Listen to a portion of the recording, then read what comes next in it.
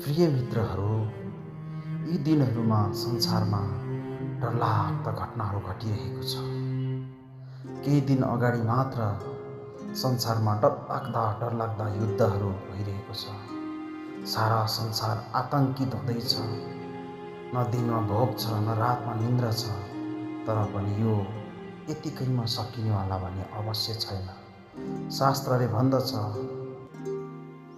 तिमीहरूले युद्धहरू र युद्धहरूको हल्ला सुन्नेछौ, नघबराओ, किनकि यी हुनु आवश्यक नै छन्।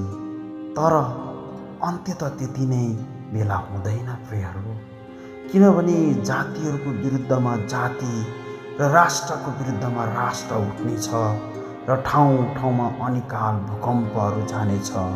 तर यी सब त प्रसव वेदनाको सुरु मात्र हो। त्यसैले हामी सबैजना मिलेर देशको सारा संसारमा भएको शान्तिको लागि हामी सबैजना मिलेर प्रार्थना गर्नु जरुरी